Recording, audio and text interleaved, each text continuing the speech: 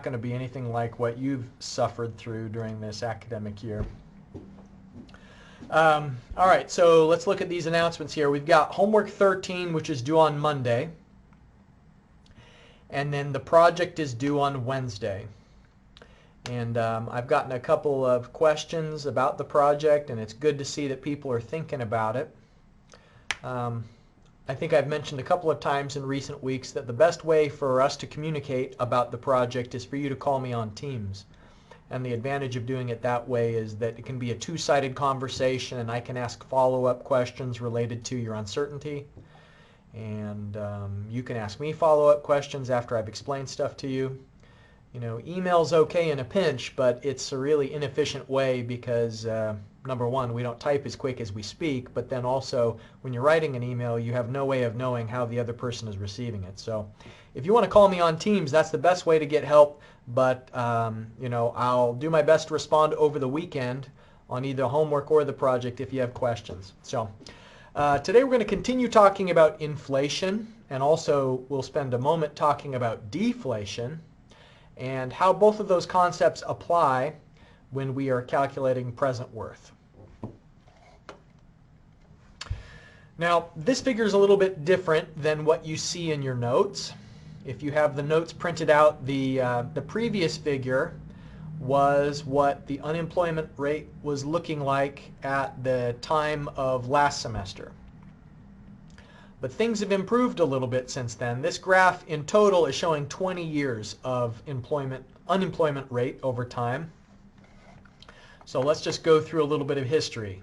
2001 was when we had the September 11th attacks, and there was a bit of an economic reaction to that. You know, the country shut down in a way, air travel did anyhow, for several weeks. And so there was a bit of a bump, and the unemployment rate spiked a little bit during the period following that, but it gradually declined until the housing bubble popped. And this is maybe something that you're too young to remember with a lot of detail, but back in 2007, 2008, home prices were really overvalued. People were in the habit of taking out a mortgage on a house when they really couldn't even afford the payments, and then suddenly the whole house of cards came tumbling down, and that caused an economic crisis of sorts where people were worried that banks were going to go out of business because so much of their holdings were worth less than they were before. But luckily, I don't know if we could say luckily, but the government decided to bail out the majority of the banks and financial institutions, and so they didn't end up collapsing. But what did happen was the little guy was affected pretty badly. A lot of businesses had to close, and the unemployment rate went as high as 10%. And so I think the beginning of the Obama presidency was in, what, it would have been January or February of 2009? In January, I guess. And so unemployment through his presidency and through President Trump's presidency continued to go down as the economy was doing well, and there were jobs for a lot of people. But then, of course, at the start of the pandemic, a lot of people got laid off because businesses have a hard time paying their bills when they don't have customers and when they're not able to open. Like when it's a legal restriction telling them that they can't open their doors, that they can't sell their things, then it's tough to keep people on the payroll. So unemployment spiked, and it went up to about 15%, as you can see. This is a federal chart, by the way. This is the Bureau of Labor Statistics that provides this unemployment data. And it's been coming down since then. So we're not quite yet to where things were before the pandemic started, but historically they say full employment is in the neighborhood around, I think, 5%. So the idea is that there's always going to be some people who are in the midst of changing jobs, or other people who maybe don't have the skills in order to be employed. And so as long as the unemployment rate is about 5%, then I think a lot of economists are pretty comfortable with that. So the reason why I mention unemployment rate is that there's a pretty close relationship between things like unemployment rate and interest rate and inflation rate. And so the supply of money in the economy is controlled in response to economic recessions. And so the federal government, what they did back during this housing crisis bubble was they suddenly decided to prop up the U.S. economy by making money really easy to borrow. The Federal Reserve Bank lowered the cost of money to banks and tried to increase the amount of money that was being spent to do research and development and build new plants. And so interest rates came very low because the federal government decided to support the economy. And so since interest rates were low, then it became more difficult for people to earn a real rate of return on their savings accounts. And we'll see the effect of that a little bit later. But I just wanted to point out this kind of spike in the unemployment rate changed a lot of things about the way that the economy was managed. Now, just a bit of a brief detour to talk about deflation. I mentioned before that inflation is when the price of items are increasing over time. Deflation is the reverse of that. So in deflation, you've got a cycle, and it is where prices are getting cheaper and there's an expectation that things are going to cost less over time. And so the effect of that is if prices are going down during a deflationary cycle, then money is becoming more valuable. And that gives you the incentive not to spend it today. If you think that instead of in the future you buy less for the same amount of dollars, and that's what we usually know with inflation, which is far more common. In the case of inflation, we know that next year something's going to cost more than it does now. So that gives us an incentive to spend today, doesn't it? If you know that the same item in a year is going to cost more, then maybe you should just go ahead and buy it today. But in the case of deflation, it's the reverse. So that means that that same item will cost less in the future. So what you ought to do is put off spending. You should delay the purchase if you have that deflationary incentive. Now here's the spiral. And it's, I don't know if spirals are ever a good thing. Maybe if you're throwing a football, but a deflationary spiral is a very bad thing. So let's talk about why and how come the different pieces fit together. It's tough to know where to start when explaining a deflationary spiral because it all kind of ties into each other and there's amplifiers along the way. But let's begin by talking about demand is going down. And so there's a variety of things that could cause demand to be going down. It may be that people expect that prices will be cheaper in the future. So we've already talked about that, how if you think an item will cost less in the future, then you're not going to buy it today. You may put off the purchase. But there's other things that could cause falling demand as well. It could be that just people don't have as much money as they used to.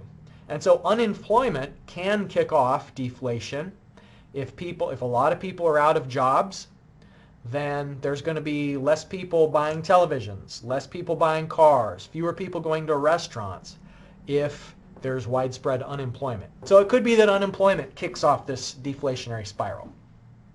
Because of falling demand, remember the relationship between demand and prices. We've said that companies, when they want to get the demand to go back up again, the only thing they can do is reduce their prices. So there's that relationship between prices and demand. And so in response to falling demand, the companies are going to reduce their prices to try and boost demand again, to try and increase the number of sales.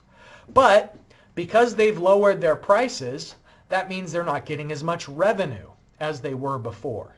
Remember that curve that we saw that showed there's some maximum revenue.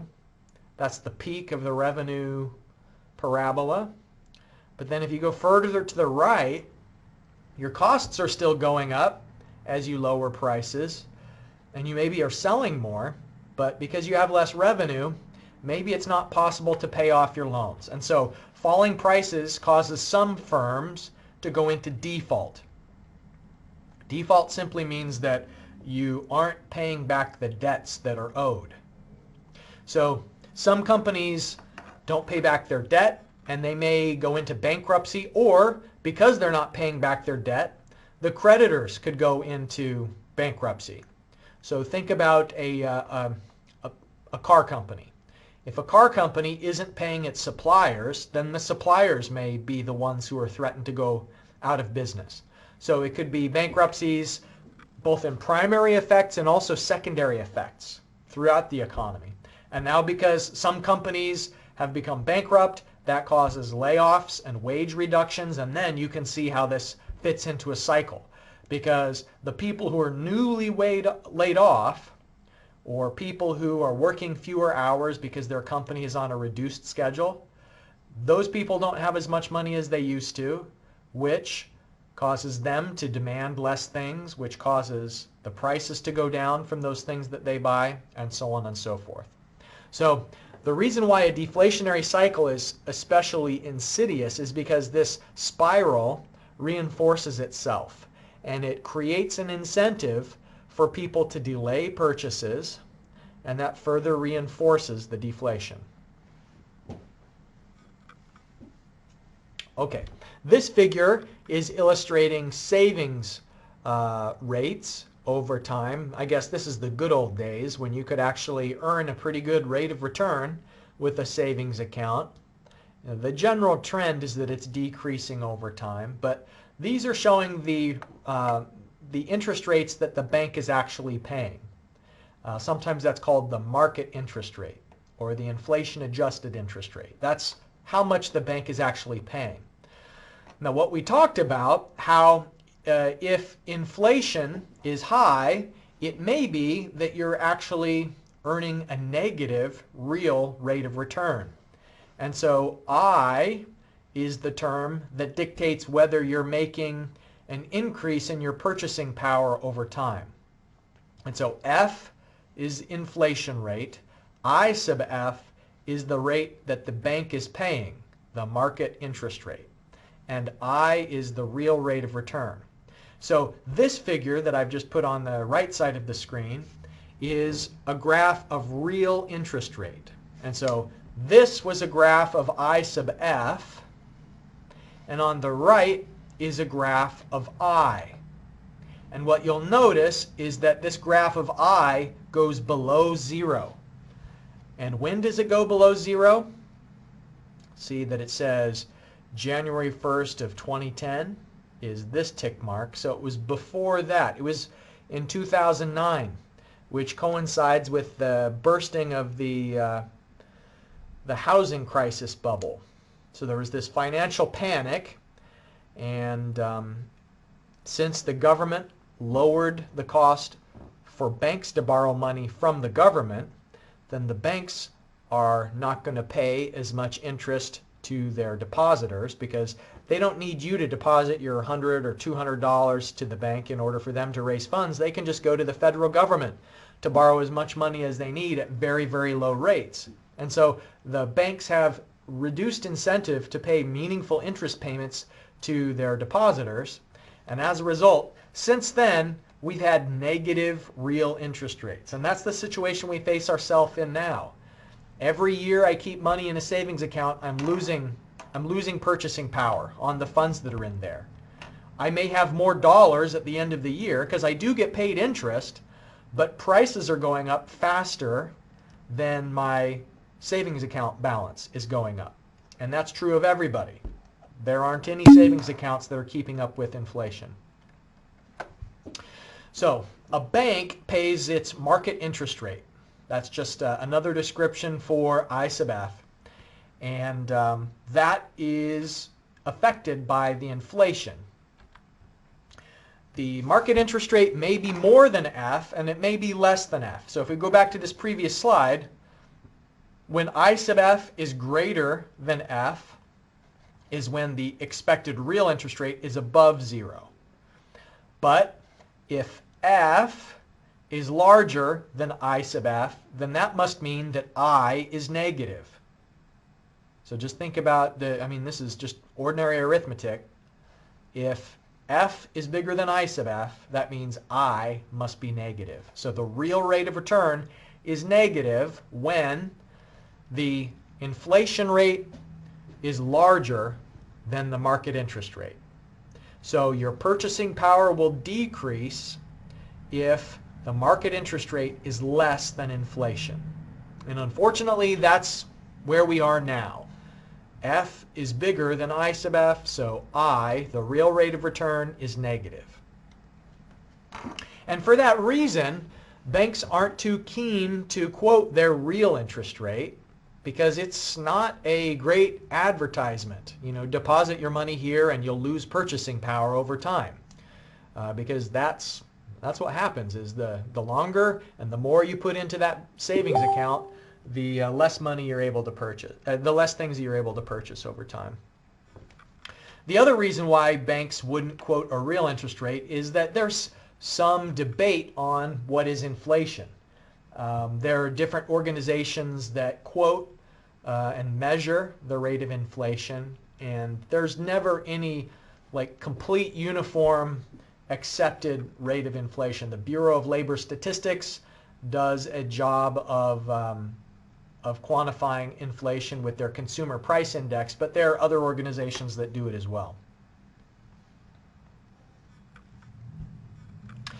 Okay, so if you know that there's inflation, then you have a couple of different ways that you can account for its effects over time.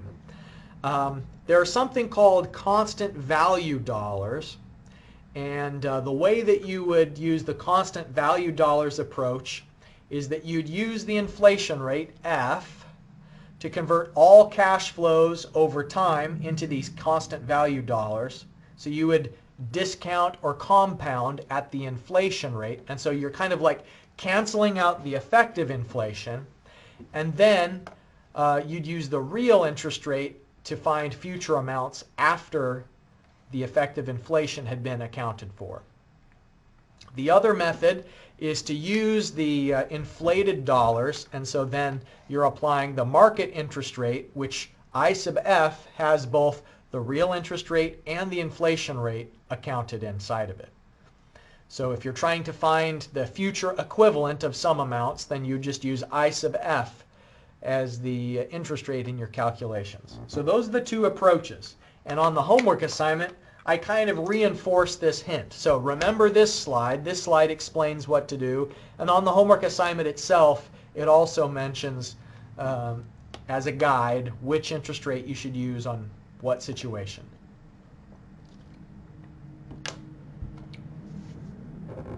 Capital recovery takes into account the initial purchase price of an item coupled with its market or salvage value when the item is sold at the end of its useful life. So the way that inflation affects capital recovery costs is that the money you're spending today is more valuable than the inflated money in the future that you're trying to recover costs with. And so you should use the market interest rate, I sub f, when you're doing capital recovery calculations, because that includes both the interest rate that you want to achieve, the real rate of return I, and then I sub f also accounts for inflation. So here is the factor equation that you'd use for A slash P. And so in other words, if you substitute in I sub f to this formula, then you can find the ratio of the annual worth to the present value, how much you have to charge or how much revenue you need each year in order to justify the difference between the present value and the salvage value of the item some years in the future. Okay, so we are going to do an in-class exercise today that gives you some practice calculating future worth and the effects of inflation. We've got two parts, part 1 and part 2. So let's talk through and get an idea of this first problem before I turn you loose to start some calculations. The nation's highest yield. That's actually a marketing slogan that one of my banks uses. And back when I originally wrote this problem, they were offering 1.25% interest. Let's go with that for purposes of calculations, but I'm sorry to report to you that the situation is even more grim since then. This bank that's bragging about how they offer the nation's highest yield, now they're only paying 0.4% interest. So it's cut in more than half. In fact, I think that's just 30% now. And many banks offer less. So let's go with this. there is a market interest rate that your bank is offering, and they pay 1.25%. Now, when I say market interest rate, your brain should already be thinking I sub f. Okay, so I sub f is the market interest rate. Now, the inflation rate is 3%, so that's f is 3%. You're going to deposit $110,000 into this account today and leave it in the account for 8 years. So step by step, I'm asking you to calculate a couple of things, and in the parentheses I'm telling you which interest rate to use for which calculation. So at first, you're going to determine what is the amount of funds that are in the account. So how many dollars will you have?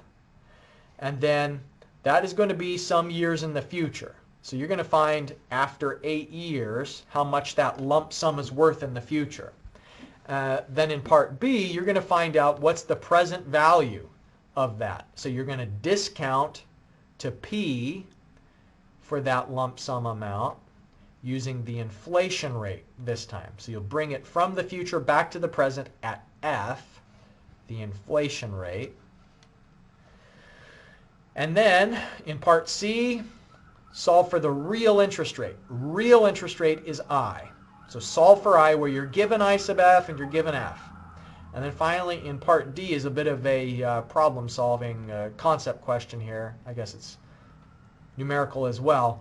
But if you wanted a real interest rate of 1.25%, this question is asking how much I sub f would need to be.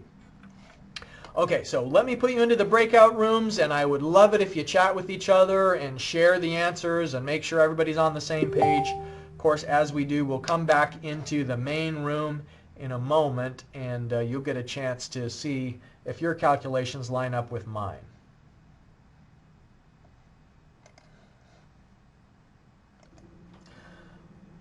All right, so I got some good questions as I was going among the breakout groups.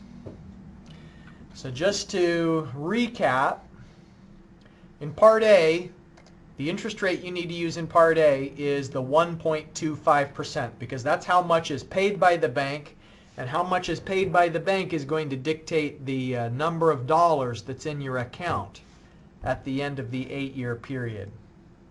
So let me show you the solution to this one.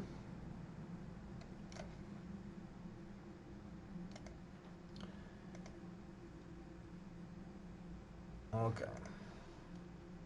So you can see that when you use the market interest rate of 1.25%, we're trying to find out this lump sum deposit of 110, how much it's going to compound into at the end of 8 years. So this is maybe reaching back to the earlier parts of the course that we were doing a lot of these time value of money calculations. But what we find is it should be $121,493. So that's how many dollars will be in the account at the end of 8 years. Now, in Part B, it says to bring that future amount back to the present and do it at the inflation rate. And the reason why is we want to know what is the present value equivalent of how many dollars you'll have in the future. And unfortunately, what we see is when you solve for that amount, $95,908 means that you actually have effectively less money in the future than you put in. You put in $110,000 and you'll have more dollars in the future, but because inflation is 3% and your interest rate is 1.25%, that means you have less purchasing power. And so Part B is just a way of illustrating how your purchasing power has gone down. It's gone down because you can only buy the amount of things in 8 years that's the equivalent of $95,908 in today's terms. So that's just showing what's the effect of a negative real rate of return. So in Part C, it says to solve for the real interest rate. So here, remember how we define these variables. I sub f is the market interest rate. That's how much the bank actually pays. F is the inflation rate. So F is inflation. So 3% for F, 1.25% for I sub f. So we're solving for I in part C. You can see that requires a little bit of algebra here because I is in this location and it's also here. So we can do a little bit of algebra and rearrange that formula to solve for I. And what we see is that our real rate of return is negative 1.7%. So every year we leave money in that account, our purchasing power is going down by 1.7%. Now what if we wanted to achieve a real rate of return of 1.25%? So that's saying if you want I to be 1.25% and if F is still 3%, what inflation adjusted interest rate would you need? So what I sub F is required in order to get the 1.25% real rate of return.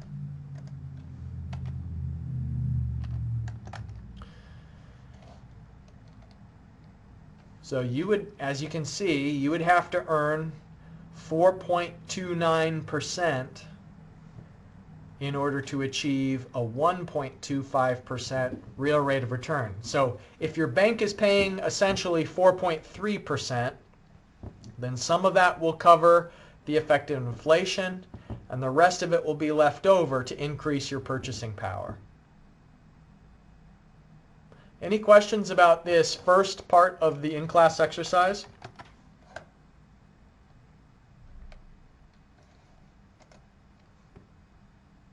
Any questions at all? Okay, we've got 9 minutes remaining. So let's take a look at this capital recovery. Again, I'm going to put you into the breakout rooms. So here what you're doing is we have a present value, $550,000, and we want to find out the A, the annual amount, if we have a 5-year N value, and we want to earn a 9% real rate of return when inflation is 5.5%. So what you need to do is first of all calculate I sub F, and the formula for that is here. So solve for I sub F and then use I sub F in this expression to solve for A. Okay, I'll put you in the breakout room again, and in 5 minutes we'll meet back up and look at the answer to this one.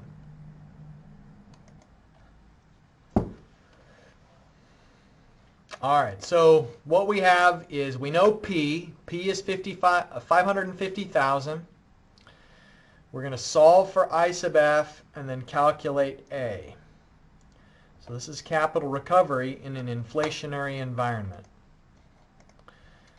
So if you calculated I sub F, what you should get is 14.995% is going to be the interest rate if you are aiming for a real rate of return of 9% and inflation is 5.5%, then that means that you should utilize 14.995 as the I sub F when you're calculating the capital recovery. So what that means is if you collect $164,000 in revenue each year, then you'll experience a real rate of return of 9%. So your purchasing power for going through the trouble of doing this project would be 9%, where inflation is eroding the value of that revenue. Round up to 15%, is that acceptable? Yeah, I'd say for this one 15% is a pretty good roundup. Okay, well, that's it for today. Let's just revisit these announcements one last time before we go our separate ways for the weekend. Remember that homework 13 is due on Monday, and then the big event that I've been warning and exhorting you about all semester long, your project is due on Wednesday the 21st. And then think about how good you're going to feel when you've got that project submitted. Won't it be a weight off your shoulders and onto mine? Because then I'll have a bunch of projects to read. But I'm looking forward to that. It's always a pleasure to see how much effort students have put in. So hope you guys have a good weekend. I will see you next time. Thanks very much, everybody.